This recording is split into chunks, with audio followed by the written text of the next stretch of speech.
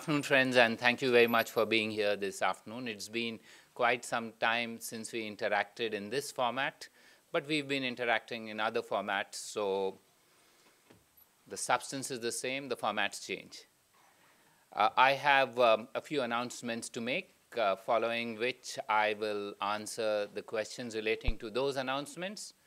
And after that, I'm open for any other questions that you may want on any other thing.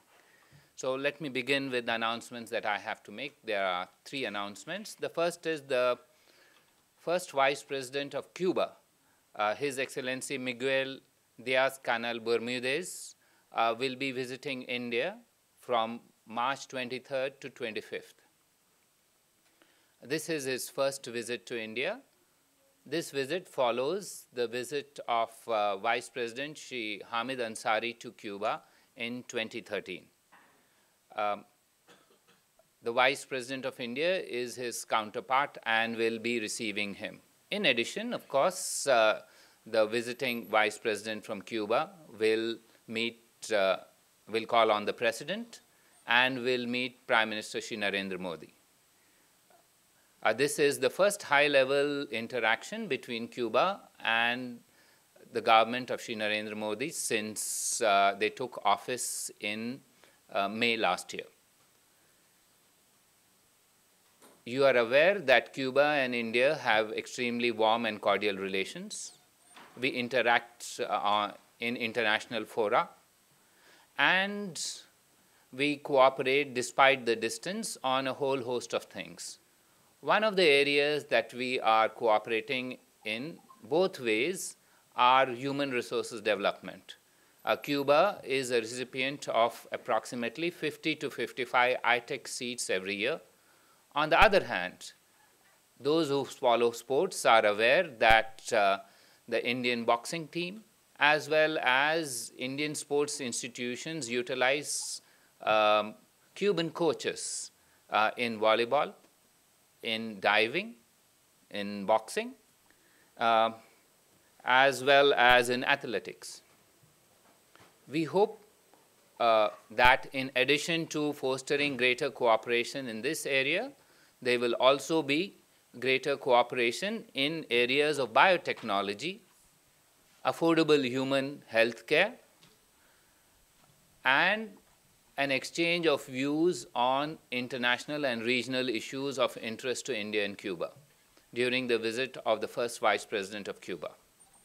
That's the first announcement that I have to make. The second one relates to the forthcoming visit of His Highness Sheikh Tamim bin Hamad Al Thani, the Amir of Qatar. He will be paying a state visit to India from 24th of March to 25th of March. This visit comes at the invitation of Rashtrapati Ji.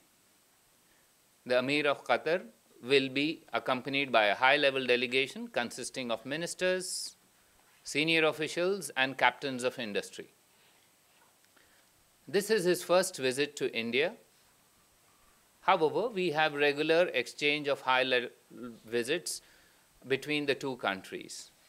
The former Amir of Qatar, His Highness Sheikh Hamad bin Khalifa Al Thani, had visited India thrice, in 1999, in 2005, and in 2012. From our side, the former Prime Minister, Dr. Manmohan Singh, had visited Qatar in November 2008.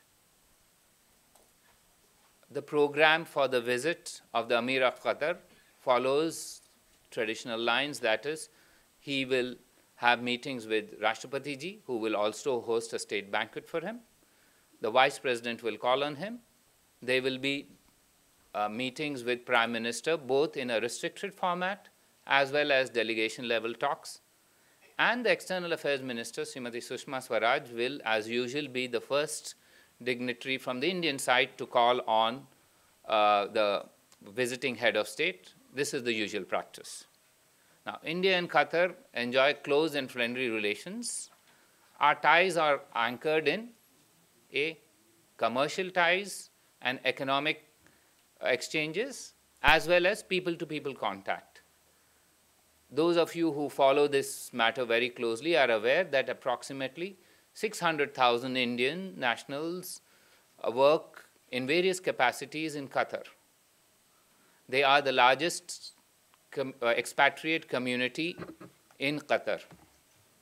Also, Qatar is the largest source of our LNG imports. Approximately 86% of our LNG imports are provided by Qatar. Our trade is in the vicinity of, I think, $16 billion. Obviously, it's heavily weighted in favor of Qatar because of the LNG imports that we draw from there. Now, the discussions during the meeting of our leaders will focus on investment opportunities from Qatar to India, especially in the light of the unveiling of the Make in India program in India, as well as possible Indian opportunities for engineering, procurement, construction opportunities, what we term as EPC, in Qatar, in the light of major infrastructure projects that they are undertaking, keeping in mind the World Cup in 2022. It is expected that following these discussions, we would be signing several agreements broadly in terms of working out an legal architecture to ensure people-to-people flows between India and Qatar are regulated in a manner that is in accordance with international law. The third announcement that I have to make relates to another visit, to this time an outgoing visit, a visit across the Indian Ocean to our maritime neighbors in Africa. The External Affairs Minister, Srimati Sushma Swaraj, will be visiting Tanzania and South Africa. She will be in Tanzania on 28th and 29th of March, and in South Africa from 29th to the 31st of March. This is the first visit of our External Affairs Minister to Tanzania since 2003. However, we've had several high-level visits, including the visit of the former Prime Minister, Dr. Manmohan Singh, to Tanzania in 2011. During the visit, the External Affairs Minister is expected to interact with her counterpart, meet senior level leaders of Tanzania, and explore opportunities for expanding our beneficial economic ties. India and Tanzania have a trade turnover of approximately $4 billion annually. This is weighted in favor of India, with our exports being approximately $2.5 billion, and Tanzanian exports to India being the rest, which is approximately $1.5 billion. Development cooperation is another aspect which will be dealt with during these discussions.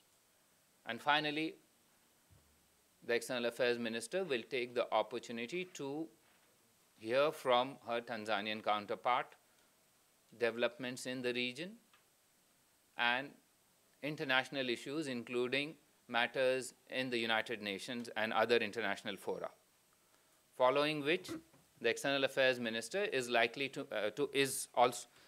may I just go back and say that there are approximately 50,000 people of Indian origin or Indian nationals in Tanzania, which is a very significant number there. The External Affairs Minister, who is also the Minister for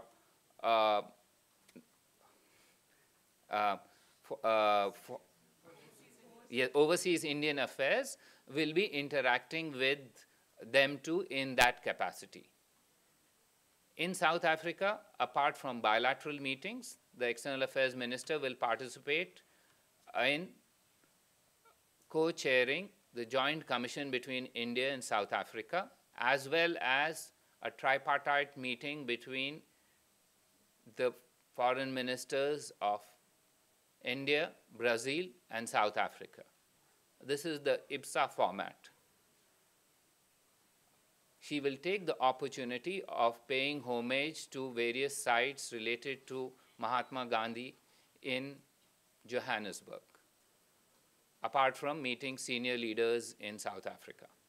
India and South Africa have extensive economic ties. Our trade, our economic turnover with South Africa is approximately $11 billion. It's weighted slightly in favor of South Africa, with $6 billion constituting imports to India, and Indian exports constituting approximately $5 billion.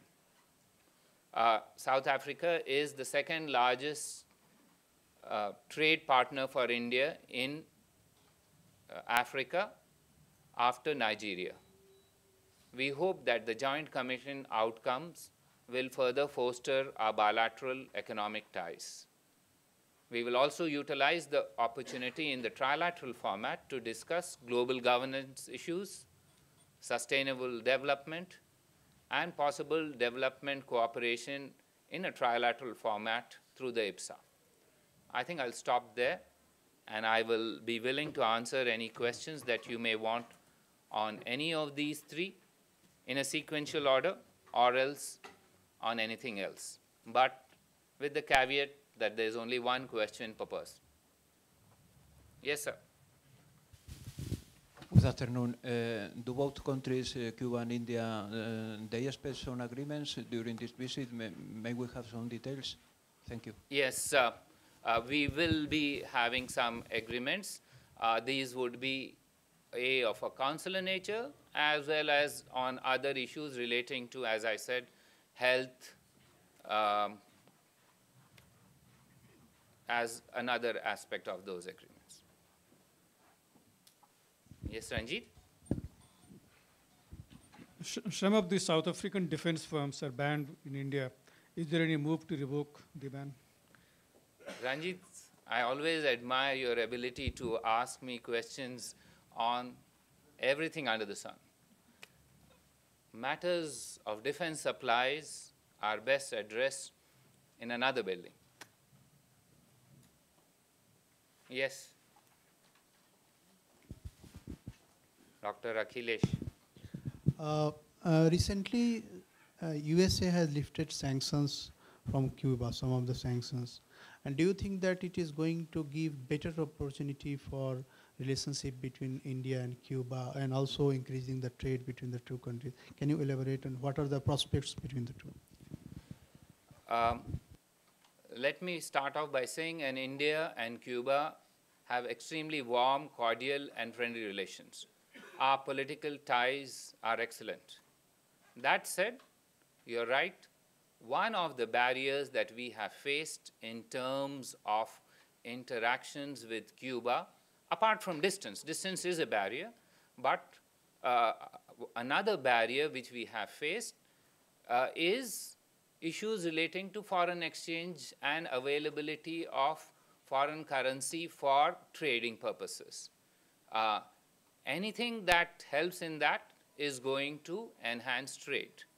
Also, there have been issues relating to utilization of LOCs, again linked to availability of ability to payment in foreign currency. So, yes, if your question is, have our ties of an economic nature been impinged by the conditions that Cuba faces, the answer to that is yes. And any change in that will certainly enhance our economic ties. This has changed. Pardon? This has changed now. This is your thing. I have said that any change will certainly enhance. This has just happened right now, so we hope to have improved economic ties. Yes, Mr. Venkat Narayan?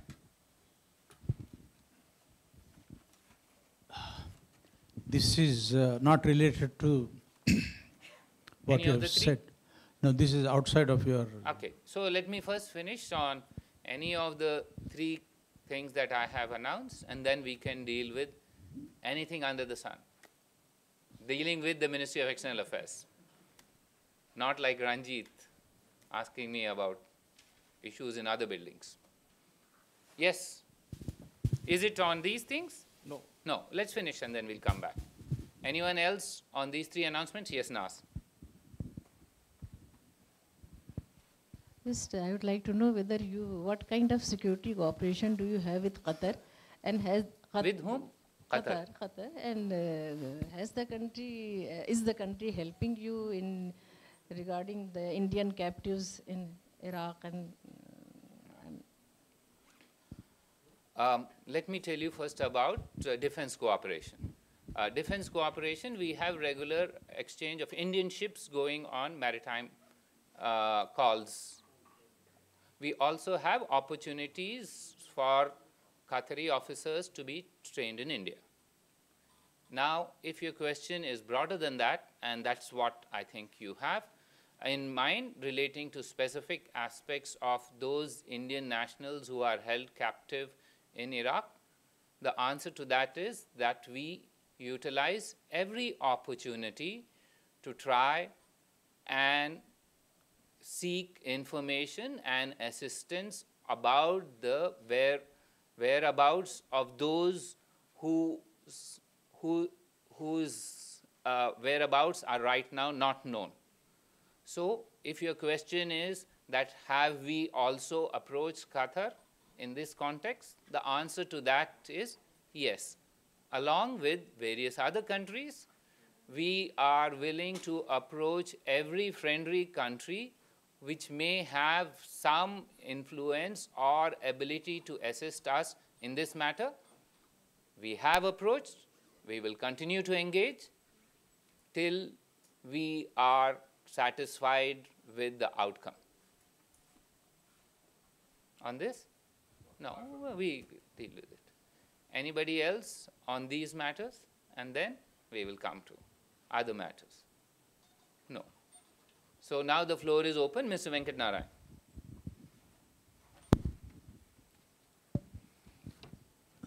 Akbar, we have signed with Seychelles and Mauritius to develop one island each in those two countries. What exactly do we have in mind, and what do we propose to do, and how is that going to benefit the country in terms of security and strategic fields in the Indian Ocean region? Thanks. Mr. Venkat Narayan, what we intend to do is build civilian infrastructure there. This includes power, water, and ability to have connectivity from there. At this stage, our focus is on what helps Seychelles and Mauritius in this venture. Additionally, if there are benefits that flow from this apart from for those countries, we will have a look at it then. At this stage, the focus is on building the infrastructure. Yes, ma'am. In the Sunanda Pushkar murder case, has the Delhi police approached MEA to ask Pakistan High Commission for Meher Tarat to be present here for questioning or any sort of assistance? The police channels usually are of a different nature because there are channels which are available to law enforcement authorities to work these through along with law enforcement authorities in another country. So if your question is, are those activated? My answer to you would be, please check with those who handle these channels. Yes. Yes. Yeah. Some of the Hurriyat leaders are planning to attend the Pakistan National Day celebration in Delhi. How does government view it? You know, there are two ways of addressing this question. Either I address it in terms of a specific event or occasion, or I take up the broader policy implications that underpin your question. And I think I will take up that broader issue because I think that's what is of consequence. So therefore, if your question is a broader policy one, that does India permit or countenance involvement of third parties other than the two governments in issues relating to India and Pakistan? To that, my answer is that we have stated repeatedly, and let me clarify again, that our position has been that we are committed to resolving all issues, including the issue of Jammu and Kashmir, bilaterally with Pakistan through a peaceful bilateral dialogue. And that there was never and will be never any scope whatsoever for involvement of any third party. I think that comprehensively responds to your question. Yes, sir.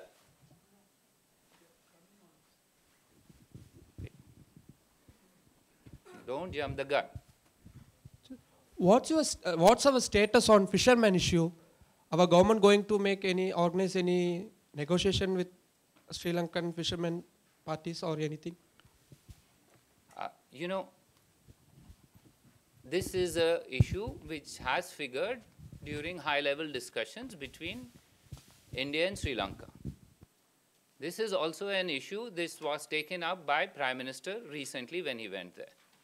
And as an outcome, we've said that as a first step, the two fishermen associations across the Pak Strait should meet. We are now working for this and hope that they would meet at the earliest. Yes. Shinjoy? So you've said in the past that this government has one voice. Now, do you consider Pakistan to be the fountainhead of terror? And if that is so, what is the MEA going to do about it in the next weeks? Shinjoy, you know that anti-terror operations are never publicized. What we are going to do the next week is not going to be known to you in advance. I mean, you know this is basic in anti-terror efforts. So wait till the next week. Yes. The first part of my question. Yes. Yeah, so recently Pakistan High Commissioner was in Calcutta. He met West Bengal CM. There he discussed about opening up a new consulate in Kolkata. So whether MEA is in the know about it and what is the status? Is there any negotiation going on? You know, consulates in India can only be opened with the concurrence of the federal government, and matters relating to external relations are always referred to the Ministry of External Affairs. At this stage, there is nothing on the table. Sir, this is about Qatar. Yes. What is a bit delayed. Yeah. What is who are the ministers or officials coming? From Qatar? At this stage, we do not have a full-fledged list, and we will let you know once we have that list. Yes, sir. Sir 23 मार्च को जब पाकिस्तान अपना national day मनाने वाला है, जम्मू कश्मीर के 3 अलगाववादी नेता एक बार फिर से पाकिस्तान हाई कमीशन में आएंगे. इस पर आप लोगों का ऑफिशियल रिएक्शन क्या है? जब आएंगे जवाब देंगे. Yes, Subhajit.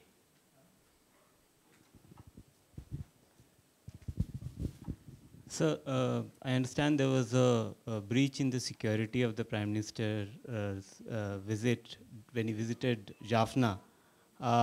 Could you please confirm if it is correct? And if it is, then do we have a sense of the intentions of the Sri Lankan youth who did that? Shubhajit, you know, every morning when I get up and I open newspapers, sometimes there is figment masquerading as fact. Today, I came across not one, but more than one. But one of the stories that you mentioned was figment masquerading as fact was the story you mentioned about. Let me tell you, there was, to all of those who were there was no such information available. However, if you don't believe me, videotapes are available. I think many of you who've traveled there have video, because this is video recordings available wherever the Prime Minister went, including there. My understanding is there were at least 25 cameras there, and about several of you who were here were also there. I didn't see this. Nobody else saw this. Neither did the cameras capture it, but still it's being passed off as fact. So my answer is, what is not true cannot be fact. This is not true. Yes, ma'am.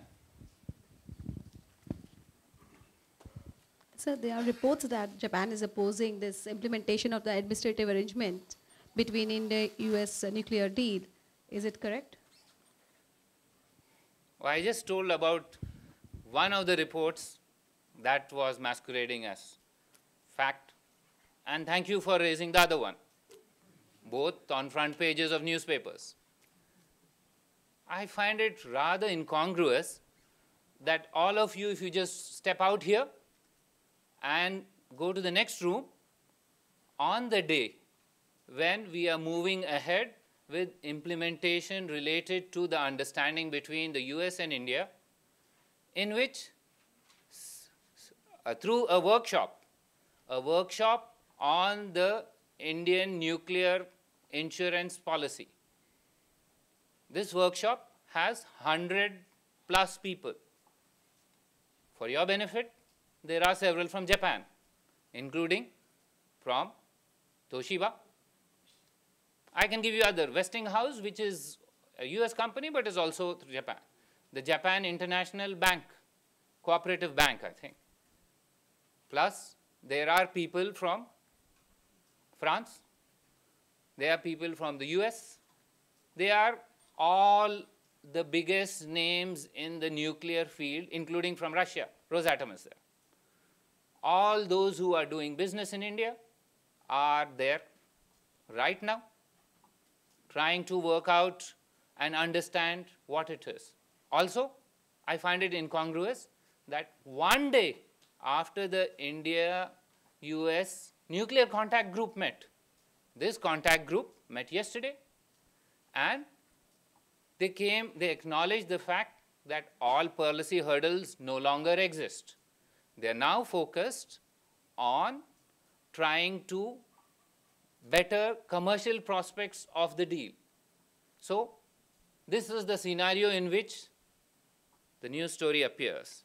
However, I'm not going to not answer your question on that specific subject, because I gave you the background and the situation today, but I would like to answer your question itself.